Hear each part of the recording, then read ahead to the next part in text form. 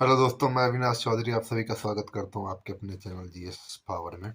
साथियों, उम्मीद करते हैं कि आप सभी स्वस्थ होंगे। कोरोना का टाइम चल रहा है, ठंड भी बहुत बढ़ गई है, तो उम्मीद करता हूं सब अपने अपने घर में होंगे और अच्छे से एग्ज़ाम की तैयारी कर रहे होंगे।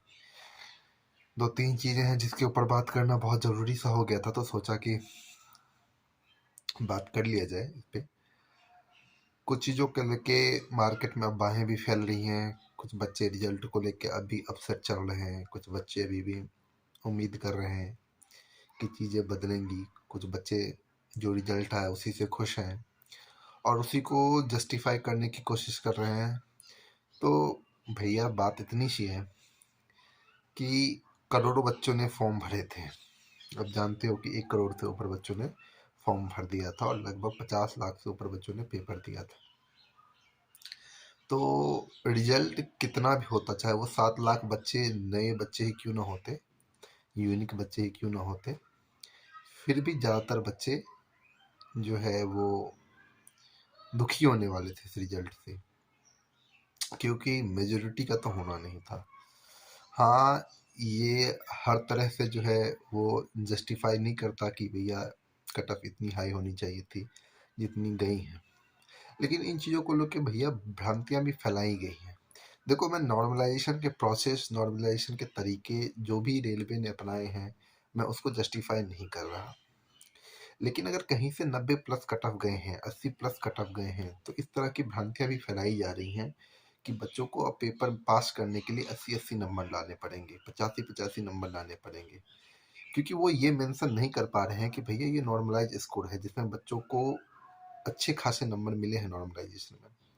देखो, मैं इस चीज़ की तरफदारी नहीं कर रहा कि बहुत सारे बच्चे ऐसे भी हैं जिनके नॉर्मलाइजेशन में नंबर घटे हैं, मानता हूँ। उसका क्या लॉजिक है वो रेलवे को बताना चाहिए। साथ ही कुछ बच्चों के नंबर बढ़ने के जो रेशियो हैं वो अलग अलग हैं, जिसका जस्टिफिकेशन नहीं मिलता। बात कहूँ कि एक ही बच्चा पेपर दिया है, उसके 10 से 12 नंबर बढ़ गए हैं, और एक बच्चा ऐसा है जिसके रॉ मार्क्स उस बच्चे से ज़्यादा थे लेकिन उसके मार्क्स 3-4 नंबर बढ़े हैं और ओवरऑल मार्क्स जो है उसके पहले वाले बच्चे से कम है। इस तरह की बहुत सारी बातें देखी जा रही है, लेकिन रेलवे ने जो जस्टिफिकेशन दिया है वो अपनी तरफ से वो भी जस्टिफाई कर रहे हैं इन चीज़ों को। तो इस चीज़ों पे मुझे नहीं लगता कि आगे कहाँ तक ये बातें बढ़ेंगी, किस तरह से ये मामला सॉल्व होगा और किस तरह से हम आगे बढ़ पाएंगे इन चीज़ों को लेके। लेकिन जो चीज़ हमारे सामने है उस चीज़ को भी देखना उतना ही ज़रूरी है। ऐसा नहीं हो सकता कि भैया आप ये चीज़ करते करते जो आगे हैं उनसे भी चूक जाएं, क्योंकि क्या होता है ना, समय किसी के लिए रुकता नहीं मेरे भाई, है ना। समय अपनी गति से चलता ही रहता है, चीज़ें अपने साथ जैसे तैसे जो भी सिस्टम का प्रोसेस उसमें चलती ही रहती है ना। उनको भी दिखाना होता है कि हम टाइम टू टाइम काम कर रहे हैं, किस तरह से काम कर रहे हैं, उस किस तरह से बच्चों को पीड़ित बना रहे हैं, ये आप सभी जानते हैं, हम भी जानते हैं बेहतर तरीके से, आप भी समझते होंगे, बच्चे तो हो नहीं आप लोग, है ना। लेकिन जो जैसा है, जिस जैसा माहौल है, जो जैसा गोल सेट किया गया है, जो जैसा हमें टारगेट दिया गया है, उस चीज़ को अचीव करने के डायरेक्शन में भी हमको तो बढ़ना ही होगा। मसलन कहूँ तो एग्ज़ाम है हमारे, है ना। एग्ज़ाम है हमारे जिसका डेट भी निर्धारित कर दिया गया 15 फरवरी से। मैं नहीं जानता कि ये चीज़ें समय पे होंगी या नहीं होंगी, डेट आगे बढ़ाया जाएगा, क्या कैसे होगा, मैं नहीं जानता। इन चीज़ों के को लेके दूसरा कोई नोटिफिकेशन आया नहीं है कि नहीं। लेकिन इतना ही कहूँगा कि आप इस चीज़ को इस डेट को ही डेट मान के चलें, अपने तैयारी को कंपाइल करने की तरफ बढ़ें। ये नहीं कि आप पढ़ते जा रहे हैं, पढ़ते जा रहे हैं, पढ़ते जा रहे हैं, पता चला कि अगले दिन आपका एग्ज़ाम है और उन तमाम नॉलेज जो आपने इकट्ठा किया इतने टाइम में उसको आप एग्जामिनेशन हॉल तक ना ले जा पाए। तो जितना पढ़ाई ज़रूरी होता है उतना ही उसको कंपाइल करना भी ज़रूरी होता है, ताकि एग्जामिनेशन हॉल में आप कॉन्फिडेंटली बैठें, आपको लगे कि हाँ, जो चीज़ें मैंने पढ़ी है वो मुझे आता है। तो उस डायरेक्शन में अब बढ़ें। मामला ये है कि आप हर एक चीज़ों को आप नहीं पढ़ पाओगे। इतना समय नहीं है कि आप चाहोगे हर चीज़ की शुरुआत से पढ़ लिया जाए, एक बार रिविज़न कर लिया जाए। तो अच्छा रहेगा कि आप उन टॉपिक को कवर करें जहाँ पे आपको लग रहा है कि नहीं, यहाँ पे हमारे से चूक हो सकती है। कुछ चीज़ें आपको ऐसी भी लगेंगी ये इंपॉर्टेंट है, यहाँ से क्वेश्चन आने ज़्यादा आने की उम्मीद है। तो उन चीज़ों पे ही अब गौर करें। हाँ, करंट को इग्नोर ना करके चले। करंट से क्वेश्चन कम देखने को मिला था प्रीलिम्स के अंदर, सीबीटी 1 के अंदर, है ना? उतने क्वेश्चन देखने को नहीं मिले थे, लेकिन मेंस में ऐसा नहीं होगा जहाँ तक मेरा मानना है। क्योंकि जीएस का सेक्शन जो है बढ़ जाता है, जीएस का जो रोल है वो बढ़ जाता है। उसका जो सेक्शन है 50 क्वेश्चंस का हो जाता है और 50 क्वेश्चन अच्छे खासे क्वेश्चंस होते हैं। तो एग्जामिनर चाहेगा कि हर सेक्शन को मैं अच्छे खासे टच करूँ, जिसमें करंट अफेयर का रोल बढ़ जाता है। हाँ, करंट अफेयर की कुछ ऐसी चीज़ें होंगी जो स्टैटिक में भी आप गिन सकते हो, और क्योंकि वो समय के साथ बदलता नहीं है। मतलब अगर नोबेल प्राइज़ दे दिया गया है तो भैया एक बार नोबेल प्राइज़ वो 1 साल तक वही रहेंगे, है ना? तो वो आप स्टैटिक में गिन लो या फिर आप उसको करंट अफेयर में गिन लो, बात तो बराबर ही है ना? वो चीज़ें रटने वाली चीज़ें हैं। हाँ, उसके अलावा भी कुछ स्टैटिक चीज़ें हैं जो आप अलग-अलग किताबों से, अलग-अलग सोर्स से कर रहे होंगे।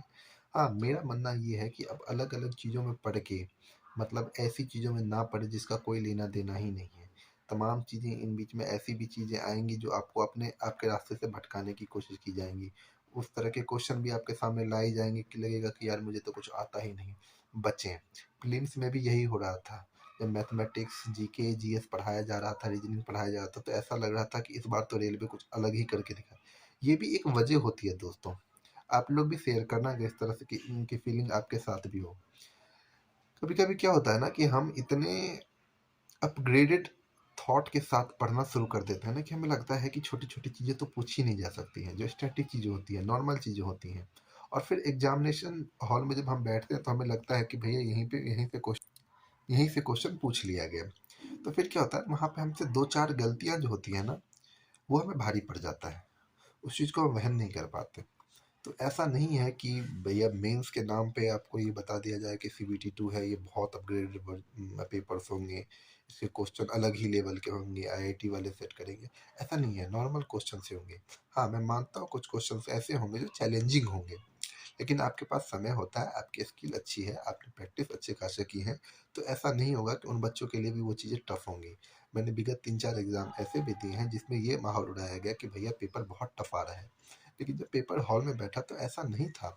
हाँ, अब जिन बच्चों ने 2016 का एनटीपीसी दिया होगा और वो बच्चे अब इस पेपर को देंगे तो उनको लगेगा कि ये टफ है।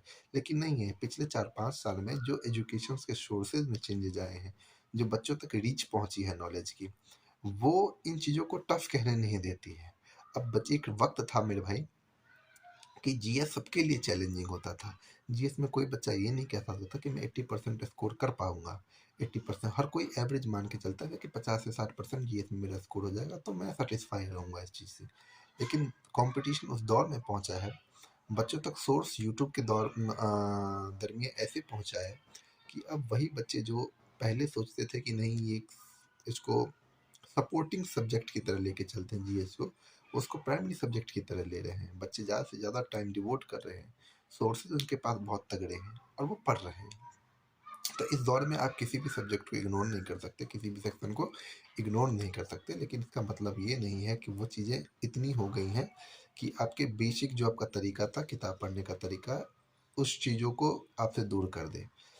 आपका प्राइमरी गोल आपका बुक ही होना चाहिए, आपका प्राइमरी पार्टनर आपका बुक ही होना चाहिए। जो भी सोर्सेज हैं वो आपके सपोर्टिंग मटेरियल की तरह काम करेंगे, उसको सपोर्टिंग मटेरियल की तरह यूज करें, ना कि आप इसी चीज़ के पीछे लग जाएं, 8-8 घंटे 9-9 घंटे की वीडियो देख रहे हैं और आपको लगे कि नहीं इन्हीं चीज़ों से हो जाना है। तो भैया हम देखते टाइम हमें लगता है कि भाई ये चीज़ें हो जाएंगी, लेकिन जितना तेज़ी से आप बुक से रिवीजन कर पाते हो इन चीज़ों से नहीं कर पाते हो। जितनी देर आप बुक के नॉलेज को अपने दिमाग में स्टोर करके रख पाते हो, आप चीज़ों को नहीं रख पाते हो। इसलिए कोशिश करें कि जो भी बुक के साथ आपने समय बिताया उस बुक पे ही वापस लौटें और उसको ही अच्छे से रिवीजन करें। रही कुछ चीज़ें करेंट अफेयर को लेके, तो करंट अफेयर को के साथ डील करने का सबका अपना अपना तरीका होता है। मेरा भी अपना एक तरीका है, मैं भी उसी तरह से पढ़ता हूँ।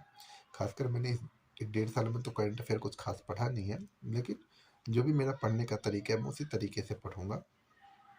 आप लोग कुछ कुछ लोग बच्चे ऐसे होते हैं जो डेली करंट अफेयर की तरफ पढ़ते हैं, कुछ बच्चे मंथली पढ़ते हैं, कुछ बच्चे 6 महीने का एक मैगजीन लेके उसको पढ़ जाते हैं, कुछ बच्चे ऐसे होते हैं साल का मैगजीन लेके पढ़ जाते हैं, कुछ बच्चे ऐसे भी होते हैं करंट अफेयर एग्जाम से 10 दिन पहले उठाते हैं और उसको पढ़ते हैं। सबका अपना अपना तरीका है, किसी को आप ये नहीं कह सकते कि ये अलग है। हाँ, आपकी ग्रेस्पिंग पावर कितनी अच्छी है, आप कितने जल्दी चीज़ों को याद कर लेते हो, फैक्ट को दिमाग में रखते हो, उन चीज़ों पर निर्भर करती है। तो जो भी तरीका आपका है, आप तरीका ना बदलें, कॉन्फिडेंट रहें कि हाँ, जो तरीका मैंने पढ़ा है, जो बुक मैं पढ़ रहा हूँ, क्वेश्चन उसी से आने हैं।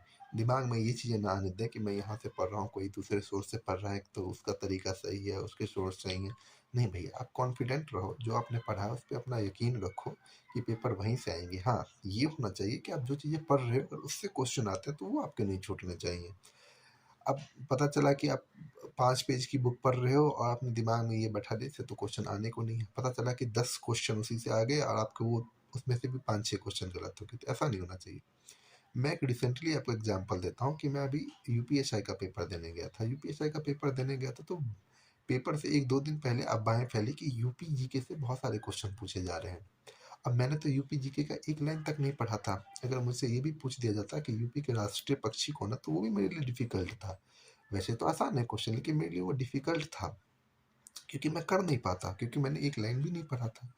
लेकिन जैसे मैं ट्रेन में जाता हूँ और मुझे एक 18 मिनट का मात्र वीडियो, एक होता है ना देख लेता हूँ, एक 18 मिनट का वीडियो मुझे यूट्यूब पे मिलता है और मैं उसे देख के चला जाता हूँ। आप यकीन नहीं करोगे, मेरे शिफ्ट में 4 क्वेश्चन यूपी जीके के आए थे, उस 18 मिनट के वीडियो से चारों के चारों आ गए थे। तो ये चीज़ें भी हो जाती हैं कभी-कभी, लेकिन बात वही है कि अगर मैं उस 18 मिनट के वीडियो को भी इस तरह से देखता कि यार इससे तो कुछ आना नहीं है, नहीं देखता हूँ। अरे आपके पास समय है, आपको लगता है कि ये चीज़ें आपके नॉलेज में वैल्यू ऐड कर सकता है, देख लो, कोई दिक्कत नहीं है। लेकिन आप ये मान के किसी चीज़ को ना देखो कि ये पढ़ भी रहा हूँ, इससे आएगा भी नहीं, इस सोच के साथ ना पढ़ो। आप जो भी चीज़ें पढ़ो, आप ये सोच के चलो कि इससे क्वेश्चंस आएँगे और वो क्वेश्चन आएँगे तो मेरे गलत नहीं होने चाहिए। अब उम्मीद करता हूँ कि आप समझ पा रहे होंगे मैं क्या कहने की कोशिश कर रहा हूँ। देखो भैया, कंपटीशन बहुत टफ है। हाँ, बेंगलोर जोन वाले होंगे या कुछ इलाहाबाद जोन वाले होंगे, अजमेर जोन वाले होंगे या कुछ और भी जोन्स वाले हैं। देखो, उन्होंने ये सोच के तैयारी किया कि यहाँ से कट ऑफ कम जाता है। आपने देख लिया होगा इसका नतीजा। तो वो गलती बाकी बोर्ड वाले भी ना करें कि प्रीलिम्स का कट ऑफ वहाँ पे कम गया है, तो मेंस का भी कट ऑफ वहाँ पे कम जाएगा। नहीं, आप जानते हो कि ये पेपर जब निकले थे फॉर्म, जब फॉर्म बच्चों ने फिल किया था 2019 था वो। अब 2022-23 आने वाला है। उम्मीद करता हूँ 22 आ गया है ना? प्रोसेस खत्म होते होते 23 भी आ जाएगा। तो 22 में तो आप ये सोचो ना कि 2-3 सालों में जिन बच्चों ने बाकी जो सॉफ्ट जोन चुन चुन लिया था कि यहाँ की कट ऑफ कम जाएगी, या कुछ बच्चों ने वहाँ से नहीं भरे थे जहाँ को लग रहा था कि यहाँ की कट ऑफ ज़्यादा जाएगी, उन्होंने अपने वैल्यू कितने ऐड करे होंगे, उन्होंने कितनी चीज़ें पढ़ी होंगी। तो ऐसा नहीं है कि सीबीटी 2 का भी कट ऑफ वहीं जाएगा, कम जाएंगे, है ना? तो उन्होंने बहुत सारी चीज़ें ऐड करी हैं। तो इन सोच के साथ ना तैयारी करें कि भैया इतने पे मेरा हो जाएगा, इतने पे मेरा हो जाएगा। इन सोच के साथ टाइम बिताने का समय अब नहीं है। अब ये मान के तैयारी करो कि जितने नंबर ले आओ वो कम है। भैया आप जानते हो कि नॉर्मलाइजेशन क्या करता है। आप कल को जाके 80% स्कोर कर लेते हो, लेकिन हो सकता है कि आपके 80% से वैल्यू ऐड होके नॉर्मलाइजेशन करके 81% कर दिया जाए। लेकिन कोई 75% स्कोर कर रहा है, उसका नॉर्मलाइजेशन करके अगर 90 कर दिया जा रहा है, तो आप उससे पीछे हो, ये मान के चलो। आप नॉर्मलाइजेशन से को किस्मत का एक जरिया मत बनने दो। आप मैक्सिमम स्कोर करो। आपकी जो लिमिट 120 क्वेश्चन आने हैं, तो आप कोशिश करो कि मैं वहाँ तक पहुँचूँ, है ना? कि नॉर्मलाइजेशन मेरा कोई खेल ना बिगाड़ पाए, है ना? तो इस सोच के साथ अपनी रिवीजन करें, तैयारी करें। उम्मीद करता हूँ कि आप कर भी रहे होंगे। ठंड बहुत बढ़ गई है, घर में ही रहें, कोरोना का टाइम चल रहा है। उम्मीद करते हैं कि पेपर हमारा टाइम से हो जाए और घर में रहें, अच्छे से तैयारी करें, रिवीजन करें, जो भी चीज़ें हैं। प्रीवियस ईयर को पढ़ना ना भूलें। प्रीवियस ईयर जितनी बार आप घुमा दोगे, उतना ही आपके लिए बेहतर होगा। आपको कॉन्फिडेंस भी मिलेगा कि इस तरह की जो मैंने बुक पढ़ी है, उसके क्वेश्चन जो आ रहे हैं वो मेरे से कर पा रहा हूँ। तीसरी बात है, हमको एक रेंज देता है वो कि किस किस टॉपिक से क्वेश्चन पूछे गए हैं, किस हद तक क्वेश्चन का को पूछा गया है, कितना डीप पूछा गया है ना? कौन से नए टॉपिक ऐड किए गए हैं। अगर अवार्ड से पूछ रहा है तो कौन कौन से नए अवार्ड उसने पूछे हैं, ट्रेडिशनल अवार्ड ही पूछ रहा है। तो इन चीज़ों का आपको आइडिया लगता है, वहाँ से आइडिया लें और अपनी तैयारी को बहुत अच्छे से करें, है ना? रिवीजन जितना अच्छे करोगे आप, उतना ही आपके लिए फ़ायदा होगा, आपको बेनिफिट मिलेगा, है कि नहीं? उम्मीद करता हूँ कि ये वीडियो आपके लिए बहुत एक तरह से मोटिवेशन का काम करेगा, आपको आपके एम से जोड़े रखने में मदद करेगा। जुड़े रहें, ताकि फीडबैक भी दें। उम्मीद करता हूँ, अभी तक मैं बोलता नहीं जनरली कि आप लाइक सब्सक्राइब कर दो। ये मकसद नहीं है इस चैनल का। मेरा मकसद नहीं है कि इन चीज़ों को इस तरह से ले जाया जाए कि हाँ, इसमें मैं ही आगे बढ़ूँ, मैं ही आगे दिखूँ। आप भी दिखें, आप भी आगे बढ़ें और तैयारी करें। बेहतर तरीके से तैयारी करें। हाँ, एक चैनल इस माध्यम से मैंने बनाने की कोशिश जिसमें मैं बच्चों से जुड़ा हुआ रहूँ। तो अगर आपको लगता है कि ये चीज़ें आपके पॉजिटिव साइड को दिखा रही है या आपको आपके आगे बढ़ने में मदद कर रही है, तो इसको लाइक सब्सक्राइब भी कर दें ताकि हम दोनों आपस में जुड़े रहें, है कि नहीं? धन्यवाद, बहुत बहुत धन्यवाद।